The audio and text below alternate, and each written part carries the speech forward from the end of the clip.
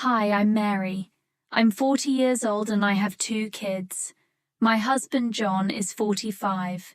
We've been married for 18 years and when we first got together, life felt perfect. John was kind, always smiling and saying I love you, and I believed him. I was excited to build a future with him. After 2 years we had our first child, a boy named Adam. He's smart and funny. 2 years later we had a girl named Lily. She's sweet and loves to sing.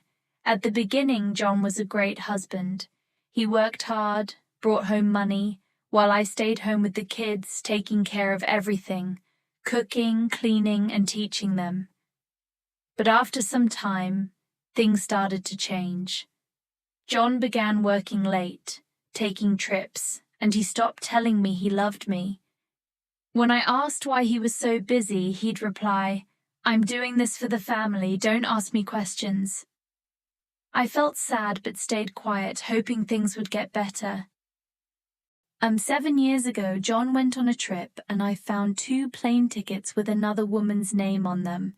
My heart shattered. I cried for 3 days. When John returned, I asked him who she was. He claimed it was nothing, that I shouldn't worry. I didn't believe him, but I stayed silent, not wanting to break up the family for Adam, who was only 3 at the time. Years passed, and John continued the same behavior. He worked late, went on trips, and I knew he was still seeing the other woman. My heart grew cold. I cleaned, but the house didn't feel like a home. I cooked, but I wasn't happy. John felt like a stranger to me. Then, one day, I ran into Alex, a kind man from my past. I saw how he treated his wife with such care and love, and it made me realize how much I missed being cared for. Alex and I started talking, and for the first time in years, I felt alive again. He listened to me, made me feel important, and I started smiling again. But when John found out about Alex, he was furious. He shouted at me, asking why I did it. I told him it was because I needed love. We had long talks and he begged me not to leave. He said, "I love you," but I asked him why now after 18 years. He said he didn't know I was hurting. One night I got very sick and had to go to the hospital. John stayed by my side, holding my hand, telling me not to leave him. For the second time in 18 years, I heard him say, "I love you." Now John is back home, but I still know the other woman is waiting for him. My heart is tired and I struggle to believe him. I try to smile for my children, to be strong, but deep down I'm unsure of the future. I just want peace. I've spent many nights lying awake, wondering if I should stay or leave. What's best for the kids? What's best for me? John has tried to improve. He helps with small tasks like taking out the trash, but my heart isn't the same. When I look at him, I don't see the man I married. I see the man who broke my trust. One night I had dinner with Adam and Lily. They were laughing, sharing stories, and for a moment I realized how happy they were. They didn't know the pain I carried. I asked Adam if he thought Daddy and I were happy. He said, "I don't know, Mom. You're kind to each other, but sometimes I feel like you're sad." Lily, in her sweet way, said, "Mom, I just want us to stay together."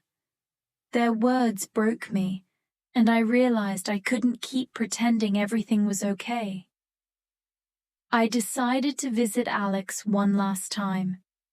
When I saw him, he smiled and asked how I was. I told him I was trying to fix my life. He reminded me that I'm strong and important. I thanked him for showing me that I mattered, then said goodbye. I went home and spoke to John. We had an honest conversation about whether our marriage was worth saving. He said he wanted to stay together and would try to change. But I told him that trying wasn't enough.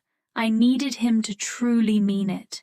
Slowly, he started spending more time with me. We went on walks, talked about little things like the weather and the kids, and I began to feel a small spark of hope. Forgiving John wasn't easy. I thought about the pain he caused, the nights I cried alone, and the plane ticket with the other woman's name on it. But I also remembered my own mistakes, and how Alex had reminded me of my worth. One day, I looked in the mirror and told myself, "Mary, you're not perfect, but you're strong. You've made mistakes, but if you want peace, you need to forgive." Now I take things one day at a time. John and I are still together, but things aren't perfect. He says he loves me, but there's still doubt in my heart. I focus on my children, wanting them to grow up in a happy home. I try to smile for them, even when my heart is heavy. I also focus on myself.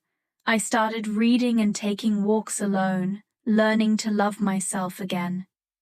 One day, I wrote a letter to myself that says, "Dear Mary, you are strong, kind, and important. Life is hard, but you can handle it. Love yourself first and you'll be able to love others. You deserve happiness." I keep this letter in my drawer, and when I'm feeling down, I read it. It reminds me that I'm not alone.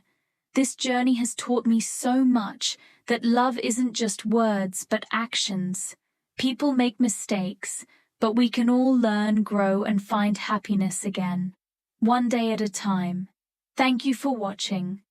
If you enjoyed my story, please like and share it with your friends. Don't forget to subscribe for more stories and lessons. See you next time.